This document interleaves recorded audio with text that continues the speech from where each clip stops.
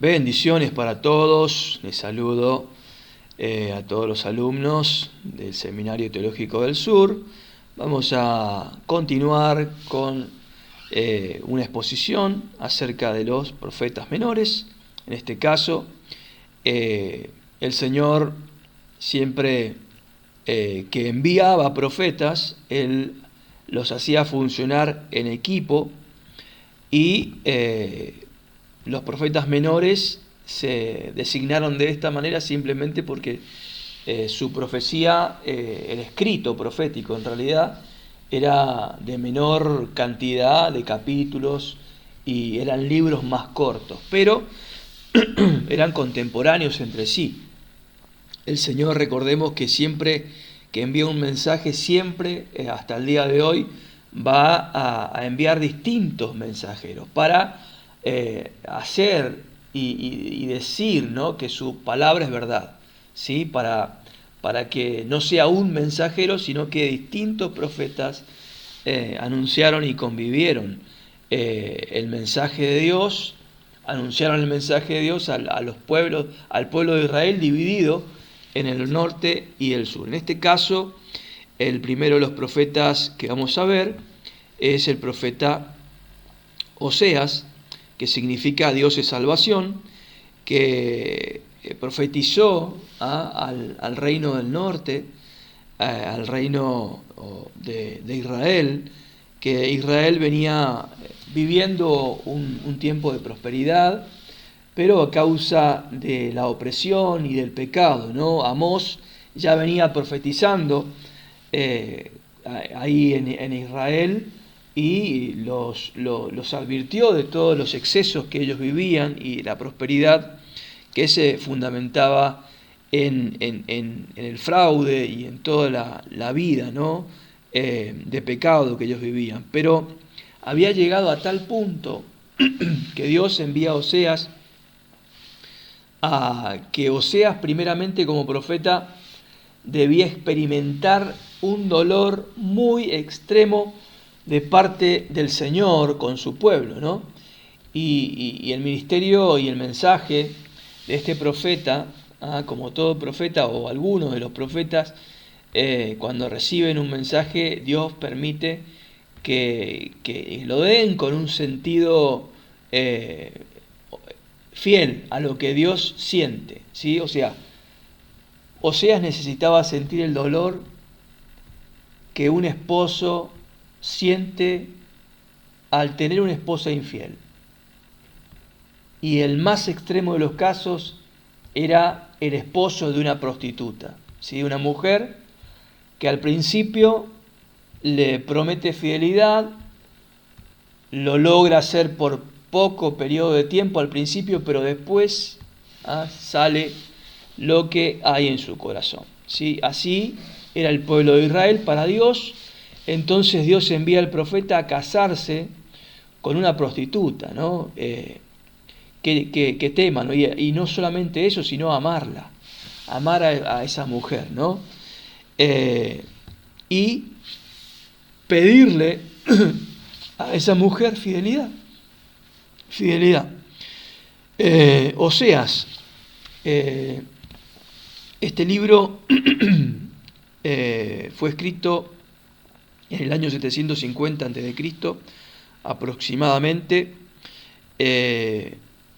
Significa, dijimos, el nombre del profeta Dios es salvación. Es el mismo nombre que tenía Josué.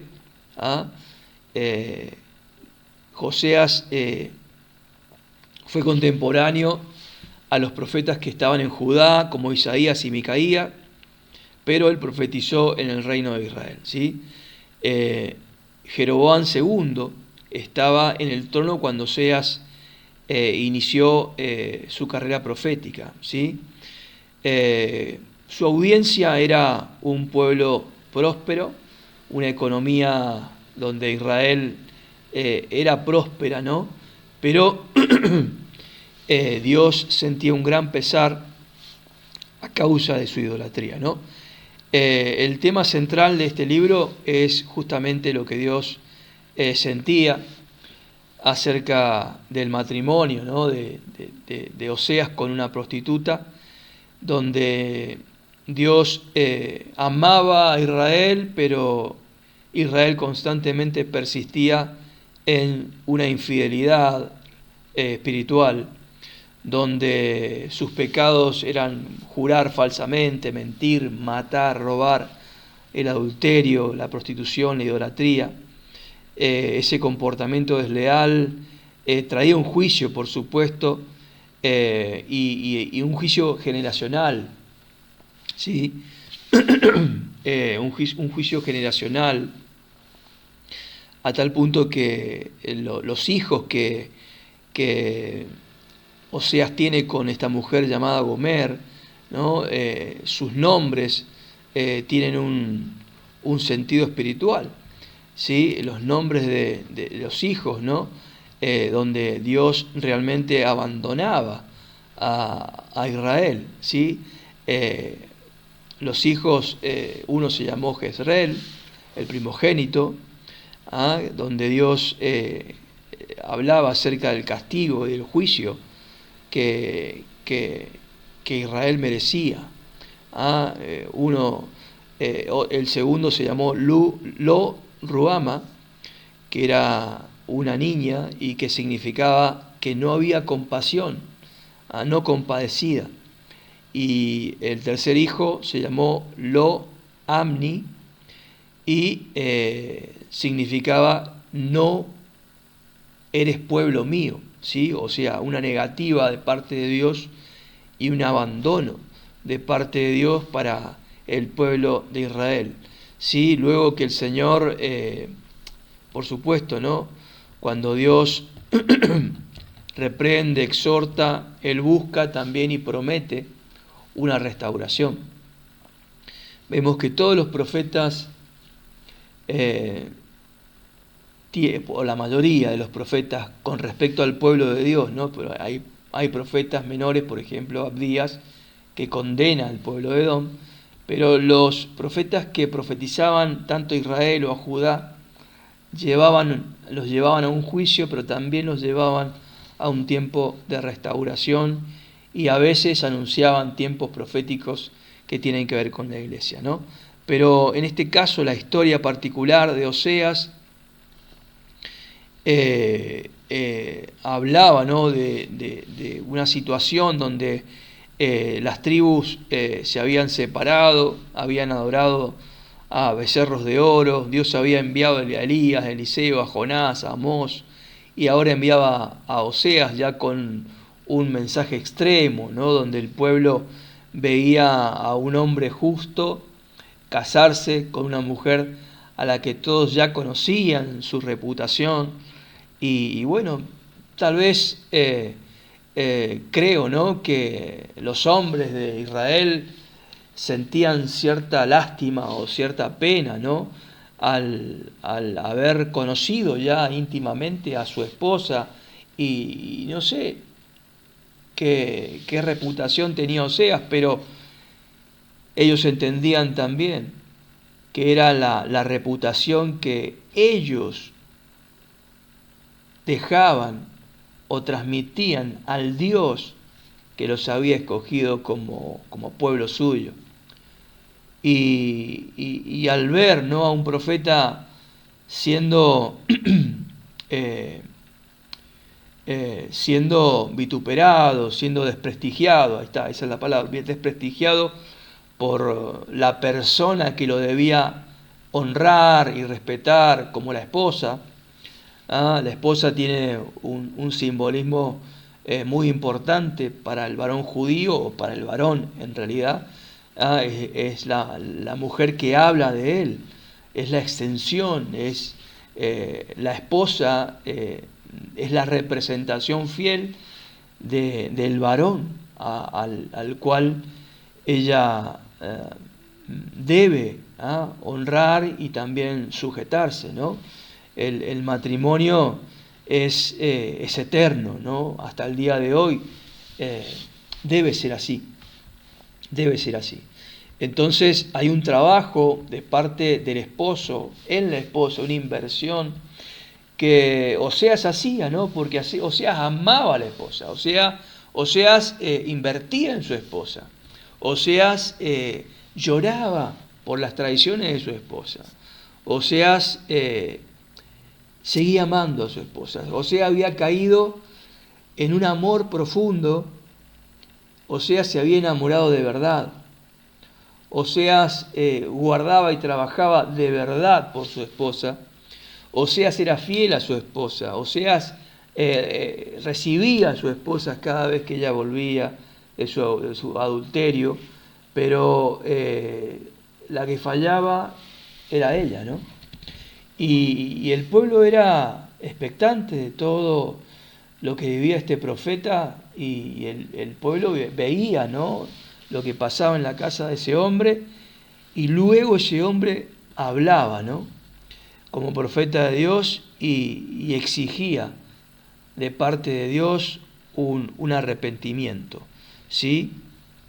Este era el panorama que Dios le permitió vivir a este hombre para luego profetizar, ¿no?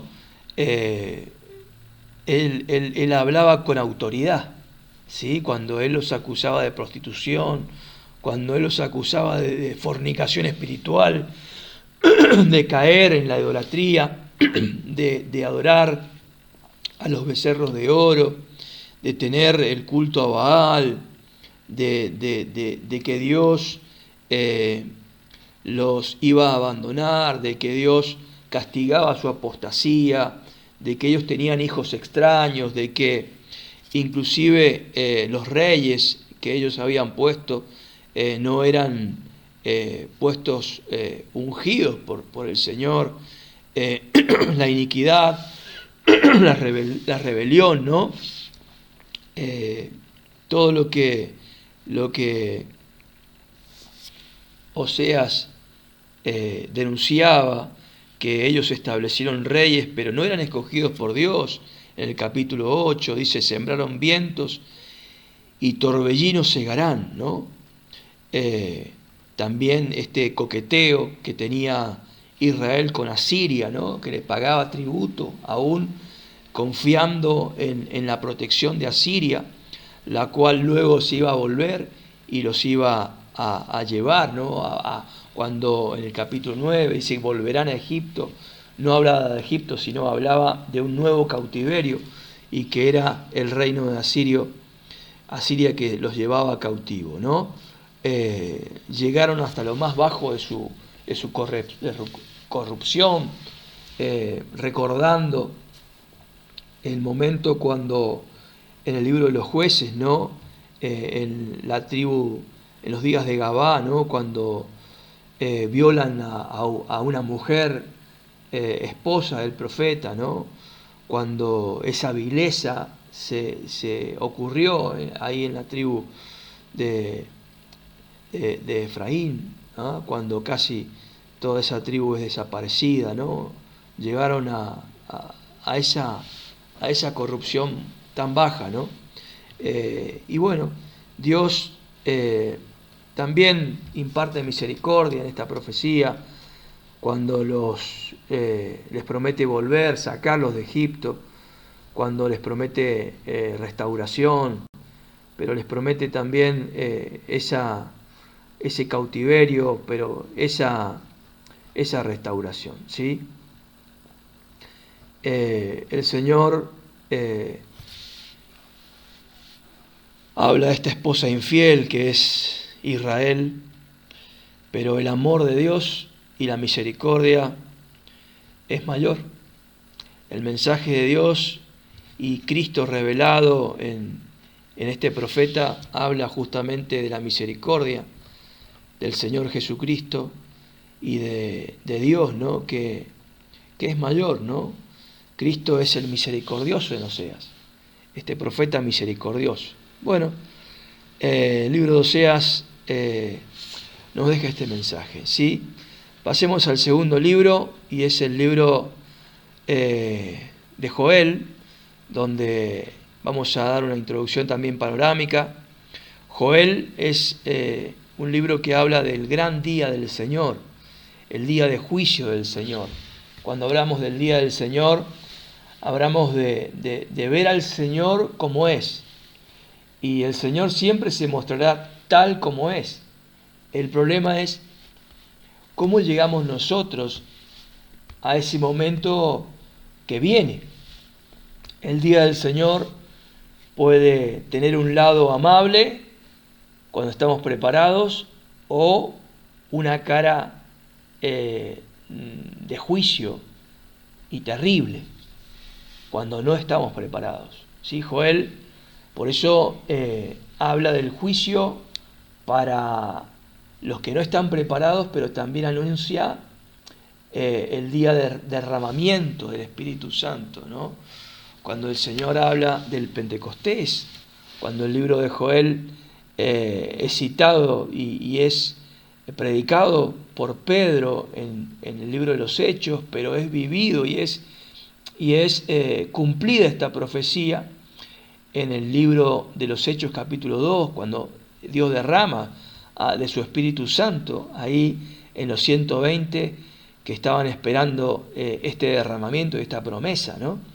Pero Joel es el libro de este profeta menor que, bueno, predicó en el siglo IX a.C.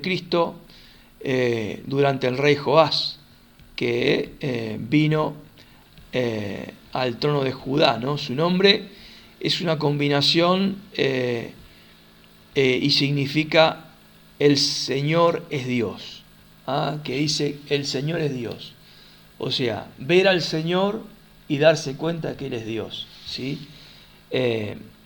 Como también en el Apocalipsis, ¿no?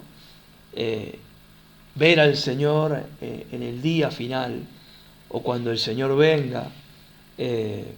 La iglesia que está preparada lo espera con agrado, pero el mundo, las naciones serán juzgadas y verán al Señor en el día del juicio, ¿sí? Joel comienza hablando de una sequía, una plaga de langostas y un juicio divino, ¿no? Donde el Señor envía langostas y situaciones que consumen recursos y años y traen sequía, ¿no? Por el pecado de Israel, ¿no? El tema central es el día del Señor, que está a punto de venir. Si bien el cautiverio babilónico para Judá estaba a mucho tiempo de futuro, a unos 2 siglos posteriores, pero Judá estaba en una necesidad de recibir un castigo, ¿sí? Dios usaría las fuerzas enemigas, extranjeras, para tomar venganza. Cuando habla el libro de Joel de este gran ejército que venía del norte, que envié contra ti el saltón, el revoltón, la langosta, que hacían que su pueblo sea consumido y que luego los llevaba al arrepentimiento, ¿no? También estaba anunciando el crecimiento de un pueblo como Babilonia, que iba a tener, ¿no? Ese protagonismo para que el escarmiento sobre Judá también los hiciera recapacitar, ¿sí? El libro, en los primeros textos, capítulos, es histórico, pero también tiene un carácter profético cuando habla a partir del capítulo 2 y 3, ¿no? Ahí vemos el Pentecostés, como te decía recién, cuando habla del derramamiento del Espíritu Santo, y cuando habla de esta conexión generacional, cuando los ancianos soñarán sueños y los jóvenes verán visiones, ¿sí? Los ancianos y los jóvenes conectados en el tiempo de la gracia, del tiempo del Espíritu Santo, cuando el Señor permite establecer conexiones generacionales hoy en la iglesia, los ancianos que sueñan y los jóvenes que ven visiones, en los ancianos que dejan legados, ¿sí? Los ancianos que hoy ministramos la palabra de Dios, ministramos visión en las nuevas generaciones. Y lo que hoy los ancianos o ministros de Dios, que transmitimos una experiencia o un conocimiento o una unción, despertamos en jóvenes un querer también involucrarse en el sacerdocio, ¿sí? Es lo que Dios también está profetizando por el libro de Joel, ¿sí? Una transferencia de legado espiritual y ministerial que en este tiempo también el enemigo está tratando de atacar, ¿no? Que no existan ministros de Dios que inspiren seguir en el ministerio. Pero Joel profetizó y dijo, ¿no?, que eso realmente iba a ser algo que Dios lo iba a hacer, y Dios lo hace, ¿no?, con los verdaderos ministros, ¿sí? Me llama la atención también que en este tiempo a veces los que son referentes en el mundo no son los ministros de Dios, sino que son los artistas hoy, por ejemplo, ¿no? Que el mundo ve cuando un artista se convierte a Cristo, pero cuesta ver a veces los verdaderos ministros de Dios, ¿no?, siendo influencia en la sociedad. Pero el Señor, la voluntad de Dios es que los ministros de Dios seamos los que transmiten los sueños a las nuevas generaciones, ¿sí? El libro de Joel habla del día del Señor, pero hay que prepararse para el día del Señor. Amén. Bueno, el profeta que vamos a ver ahora es el profeta Amós. Y Amós también habla de un juicio de Dios contra Israel, y también habla de una gloria futura del reino de David, ¿sí? Amós fue un profeta de Judá, el reino del sur, pero también fue un profeta que fue para el norte y profetizó en Israel, en el reino del norte, en los días de Usías, cuando era rey de Judá, pero también estaba con Jeroboam en el reino de Israel. La fecha justamente es en los años 750 a.C.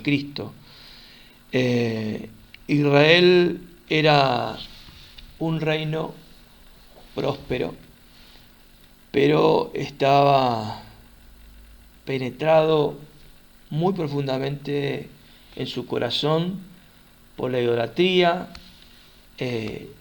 llegando a la podredumbre moral que llegaba a Dios, y era prácticamente el país de la blasfemia, donde el robo, la injusticia, la opresión, el adulterio, el asesinato, como te decía antes, Dios hace 200 años había tratado de hacer volver a este pueblo, pero la verdad que no había tenido éxito ni con Elías, ni con Eliseo, ni tampoco con Jonás, ¿ah? Pero Israel había endurecido su corazón y se había aferrado al culto a Baal, a los becerros de oro, y la ruina de este pueblo venía cada vez más, ¿no? Amós fue contemporáneo de muchos profetas como Jonás, probablemente lo escuchó a Jonás hablar de Nínive, probablemente haya conocido a Eliseo, y había escuchado de Eliseo hablar de Elías. Jonás y Eliseo estaban saliendo de su escenario profético cuando asomaba Amós como un profeta joven. Joel, contemporáneo de Amós, estaban juntos, ¿no?, trabajando en esto que Dios nos enseña, ¿no?, de trabajar juntos. Cuando Dios envía profetas o mensajeros, los hace habitar también en esa cooperación. Pero bueno, Amós denuncia al pueblo de Israel y también a las naciones vecinas, ¿no?, a Filistea, a Fenicia, a Edom, a Amón, a Moab, a Judá, a Israel, 8 naciones en total, una injusticia que cada vez crecía más, ¿no? Los pecados, y les anuncia un fin y un cautiverio para el pueblo de Dios, para luego tener una restauración. Advertencia sobre la destrucción de Samaria. Samaria era la capital del norte, con una impiedad que realmente hasta dice que escandalizaba a los mismos egipcios y a los filisteos, ¿no?, al colmo que habían llevado, ¿no? A veces pasa, ¿no?, como en nuestros días, cuando alguien se aparta del Señor, hasta los mundanos pueden escandalizarse, ¿no?, de algunos cristianos que hoy se han apartado de Dios, y lo primero que hacen es pensar que antes servía al Señor o que era creyente o predicaba de Dios, ¿no? Y son los mismos mundanos que hacen mofa de esas personas que se apartan de Dios. Bueno, en este caso los egipcios y los filisteos, ¿no?, hacían eso con Israel, con Samaria. Betel era el lugar donde se había establecido el culto ahí al becerro de oro, ¿no? Y claro, era un centro religioso, pero de la idolatría, ¿sí? Las vacas de Basán, en el capítulo 4, hablan de las mujeres que vivían lujos y excesos de la prosperidad, pero fundamentadas en la desigualdad y la opresión de los pobres, ¿no? Amós denuncia una injusticia social y un abuso de los ricos para con los pobres de Israel, y que bueno, estas mujeres iban a ser llevadas cautivas, ¿no?, como las vacas de Basán, que en sus garfios, en sus narices, les ponían esos garfios para ser llevadas, ¿no? También iban a ser llevadas desde esos ganchos a Asiria, ¿no? Iban a tener su juicio, ¿sí? También ahí está el llamado al arrepentimiento, cuando Amós les dice que Dios no quiere sacrificios, sino una reforma en el corazón, un cambio de vida, ¿sí? Amós contrasta una y otra vez esa vida tranquila de la prosperidad momentánea, que es engañosa, que ese lujo que trae placer, que estaban viviendo un sentimiento falso de seguridad. El pueblo de Israel iban a ser llevados a un cautiverio para destruir, ¿no?, esa idolatría. Amós habla del fuego como un símbolo de destrucción. También habla de las langostas como un símbolo de destrucción. También habla de la plomada de albañil, que es lo que Dios usa para medir y para establecer, ¿no?, la desviación de la construcción que Dios había construido. Una plomada de albañil se usa para medir que una pared esté derecha y Dios había determinado que la construcción de su pueblo se había desviado, y estaba muy desviado, y necesitaba ser derribada, como toda pared que se construye desviada es un peligro para los que pueden vivir abajo de esa construcción, corre riesgo de derrumbes. Así también el pueblo de Dios necesitaba ser derribado, ¿no? Bueno, Amós también sufre de parte de los sacerdotes, de Amasías, denuncias de que era un conspirador y era un traidor, ¿no? de todo su mensaje, pero Amós continúa con un mensaje y también habla de una restauración futura de Israel, pero no deja de denunciar el pecado, ¿sí?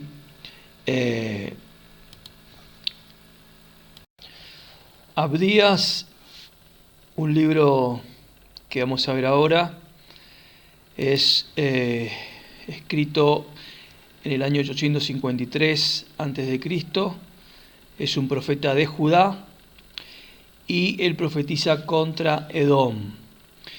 Edom es un pueblo hermano de Israel, descendiente de Esaú, hermano de Jacob.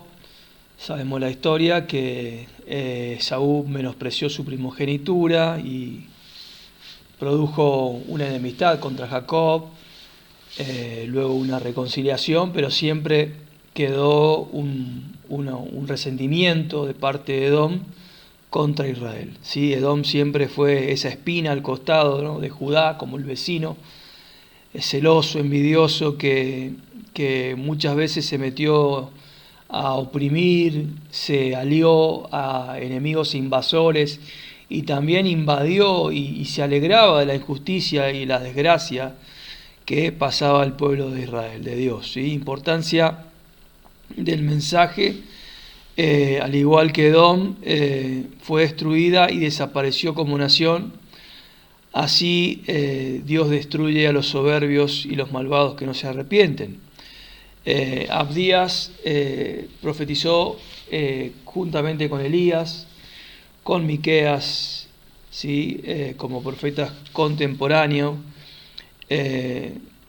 Edom estaban seguros y orgullosos de su ciudad alta en la montaña, en la roca, y se creían autosuficientes y bueno, siempre se engañaban a sí mismos, ¿no? El profeta Abdías escribe este libro. Abdías significa siervo del Señor o el que adora a Dios, y este es el libro más corto del Antiguo Testamento. El tema central, bueno, es la verdad que cuando Dios declara que hay juicio, no hay escapatoria para aquellos que están en la mira, ¿no? Dios tiene misericordia, pero cuando el Señor declara un juicio, al que castiga, ¿no? El Señor Jesucristo inclusive aquí se revela como aquel que trae el juicio, ¿no? El que realmente castiga, ¿sí? El libro de Abdías relata justamente la destrucción de la amenaza que Edom constantemente hacía contra Jerusalén, ¿no? Atacó la ciudad. La verdad que la promesa de Abraham es fiel y aún para nosotros es vigente. Todo aquel que te maldiga será maldecido por Dios, y todo aquel que te bendiga será bendecido por Dios. Y Edom no escapó de esta, ¿no? La falta de amor fraternal, de amor de hermanos, ¿sí? Es una reprensión para el orgullo, para la falta de espiritualidad, que a veces también hay entre la hermandad cristiana, ¿no? La verdad que es un gran mensaje también para nosotros como iglesia, no abusarnos, ¿no? de ninguna posición que Dios te pueda dar cuando hay un hermano en necesidad y puedes hacerlo. Debemos ayudar. No debemos nunca alegrarnos de la desgracia ni del castigo que Dios hace con nadie, sino que pensar que que el Señor es el juez de todo el mundo, y Él juzga, y Él da la paga a quien se lo merece, ¿sí? Cuando los israelitas vagaban por el desierto, salían de Egipto, y los edomitas no permitieron que ellos pasaran por su tierra, si bien les hablaron amablemente, les ofrecieron el pago de todo lo que iban a consumir, les negaron el paso. Y eso fue una gran ofensa para el Señor, negar el paso pacíficamente, ¿no? Así que luego ellos quisieron invadir, cuando estaba Josafat reinando, quisieron invadir Judá, y también se aliaron a Babilonia para sitiar y capturar Judá, pero constantemente siempre estaban teniendo una rencilla, un encono permanente, ¿no? Creo que es un ejemplo para nosotros, ¿no? Esta falta de perdón y falta de amor para los hermanos trae una destrucción, ¿no? La soberbia, la verdad que no llega a ningún lado, y es un mensaje claro de la profecía de Abdías. Abdías profetizó esto, ¿no? El libro de Jonás es otro profeta menor, donde Dios envía a Jonás con un mensaje fuerte contra Nínive. Jonás significa paloma, mensajero de paz. Prácticamente Jonás, el libro de Jonás habla de la biografía de este profeta. Jonás profetizó ahí en Israel, y lo hizo cuando Israel tenía un tiempo de prosperidad y éxito militar, pero bueno, estos años, 790 a 750 antes de Cristo, el tema del libro es prácticamente la misericordia de Dios con el pueblo gentil, con Nínive en este caso, y todos los que se arrepienten y obedecen al Señor, Dios los salva a través de la gracia, ¿no? Dios demuestra el amor por el pueblo gentil, que comienza a causar un impacto en la mente de los judíos, que constantemente se creen y se creían en ese tiempo más que Dios era exclusivo de ellos, y que Dios no podía pasar de sus límites, ¿no? Que la promesa estaba solamente para ellos, pero Dios, bueno, le rompía los esquemas a este profeta y lo hizo ir a predicar contra su voluntad. Él se resistió al principio, ¿no? Él se resiste, y es un golpe contra los sentimientos judíos de exclusividad, y Dios tiene un pacto con las naciones de la tierra, ¿sí? Él decía que todos los hombres procedan al arrepentimiento, ¿sí? El capítulo 3 habla del arrepentimiento de Nínive,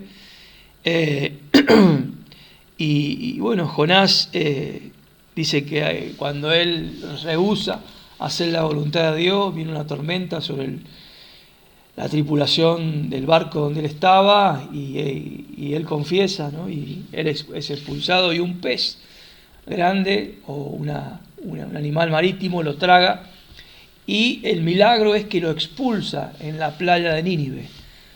Y al ver los de Nínive un hombre que es expulsado de un animal, ahí ellos son impactados, y creen y lo escuchan, ¿no? Y cuando le habla de este Dios y de que Dios exige que se arrepientan, ellos creen. Creo que Dios necesitó escupirlo, que a Jonás, vomitarlo desde el vientre de un pez a la vista de todos, ¿no? Es un claro mensaje profético acerca de lo que el Señor habló, de la señal de Jonás que se le iba a dar a los judíos, que 3 días estuvo en el vientre de un pez, así como el Señor estuvo 3 días en la tumba y fue resucitado. Cuando el Señor vuelva, no le verán así como impactados. El Señor resucitado produce este aspecto que llama la atención verdaderamente, no va a ser ese profeta menospreciado, ni ese varón experimentado en quebranto que ellos traspasaron ahí en la cruz, sino que será el Señor resucitado. ¿Sí? Así como Jonás expulsado del pez, el Señor expulsado de la tumba, resucitado, hablará con voz fuerte y de mando al pueblo de Israel. Es una clara señal profética, ¿no? Un cambio de aspecto y una autoridad de aquel que sale de la muerte, ¿sí? Es una clara, un claro mensaje, ¿no? que tenemos nosotros también los cristianos, que hemos vencido por Jesucristo la muerte. Aquel que vive en el Espíritu es porque ha pasado por la muerte de la carne, y automáticamente el poder de la resurrección actúa en nosotros a través de la unción de Jesucristo. ¿Sí? Esa es la autoridad de nuestro mensaje, la resurrección. El Evangelio es poder de Dios, pero en el poder de la resurrección. ¿Sí? Eso es lo que anuncia el libro de Jonás, un cambio de estado, de no hacer la voluntad de Dios a ser arrojado al mar o entregado a la muerte y ser expulsado desde la muerte a la vida a dar un mensaje diferente, ¿sí? Donde se produjo arrepentimiento, se produjeron los milagros que Dios esperaba, ¿sí? El Señor hizo muchos milagros aquí en este libro, ¿no? La gran tempestad que causó, la calma de esa tempestad, del pez, la liberación de Jonás, la planta que luego Dios le preparó a Jonás para que Jonás se arrepintiera, ¿no? Porque él luego se quejaba de la misericordia de Dios. Y Dios le enseña, ¿no? que Dios tiene misericordia de aquel que se arrepiente. ¿Sí? Además, el Señor no le importa nuestra opinión cuando Él quiere perdonar. ¿Sí? Hay que predicar contra el pecado. Muchas veces cuando somos desobedientes nos vamos lejos de la voluntad de Dios, ¿sí? Hay que predicar un mensaje, el mensaje que siempre que Dios nos dice que prediquemos, porque Dios sabe el poder de las palabras cuando somos obedientes a lo que Dios dice y no lo que nosotros pensamos. Dios tiene misericordia. Dios está en todas partes hablando arrepentimiento, ¿sí? Tenemos que hablar arrepentimiento. La salvación viene de parte del Señor. El libro de Jonás habla este mensaje, este llamado de atención para el pueblo también, la iglesia de Cristo. A veces juzgamos y no predicamos porque tal vez podemos tener alguna contienda, pero el Señor sorprende, ¿no? Cuando nos exige el proclamar el mensaje a tiempo y afuera de tiempo. Bueno, el libro de Miqueas habla de una justicia social, personal. Miqueas significa quién es como el Señor, y es llamado profeta de los pobres porque él habla de la opresión de los pobres, de la injusticia que se hacía a los pobres, ¿no? Él profetizó contra Israel y también contra Judá, ¿sí? Miqueas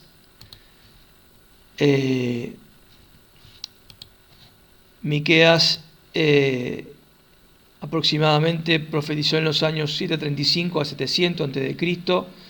Fue un campesino agricultor que llegó a ser un gran predicador de la fe personal, ¿sí? El tema central es el juicio por causa del pecado y también habrá futura salvación de parte de Dios, ¿sí? Como la mayoría de los profetas, anunciaban y denunciaban el pecado, la idolatría, el abuso, y exhortaban al arrepentimiento y daban oportunidad para la gracia de Dios, ¿sí? Cristo es ese Salvador prometido en este libro. El Señor en Miqueas habla de la iglesia, porque Miqueas es citado en el Nuevo Testamento, habla de ese principio de la iglesia en Pentecostés, de los postreros días, habla del nacimiento del Señor Jesucristo en Belén, Belén Efrata, ¿no? Habla también las palabras que el Señor citó, cuando los enemigos del hombre serán los de su propia casa. Y también habla de Jesucristo como el justo que reina sobre todo el mundo, ¿sí? Hay lecciones que nos deja este libro, como el Señor no está contra los que piensan el mal y planean el mal ahí en sus lechos, ¿no? Dios no escucha a los pecadores. Hay muchos que predican cuando les conviene, los sacerdotes que predican por cohecho, por conveniencia. Y bueno, es un libro que nos habla, ¿no? del Señor con respecto al arrepentimiento, como siempre.